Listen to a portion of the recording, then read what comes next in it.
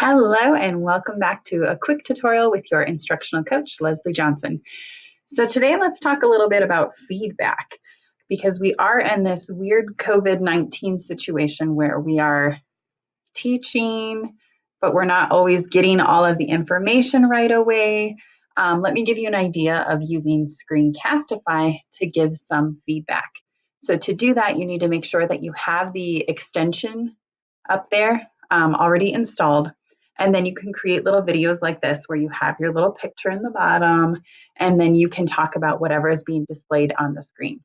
So for example, if I'm going to my course, I'm new to this Google thing, the shortcut to get to see what I need to do is to click that view all, and then I can see, aha, someone turned in the end of course survey.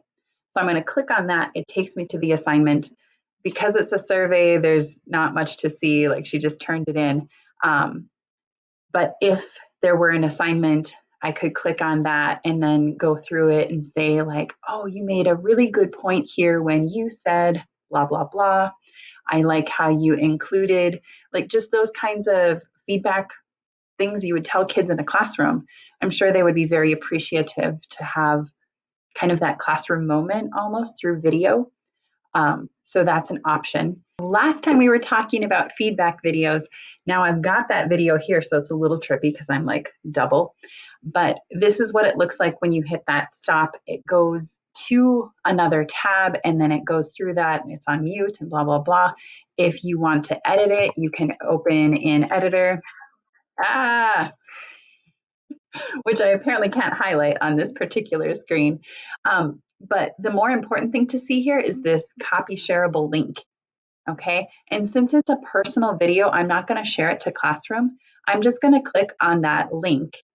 And then that's when I can go to those classes and leave that as the private comment. And I've, of course, closed where I was before. So, oh, here it is.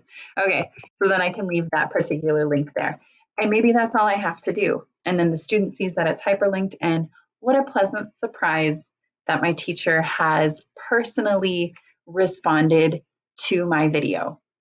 So again, I highly encourage you to try this feedback video, and it might not be a realistic expectation to do it with all, 130 of your students, but if you're intentional about making a personal video for, I don't know, maybe one particular class throughout the week, and then just work through your other classes, that means everyone should get a video by the end of the school year. And another trick would be if you're seeing the same issue over and over, or if you're seeing the same question, maybe you could send the same video to a small group of students.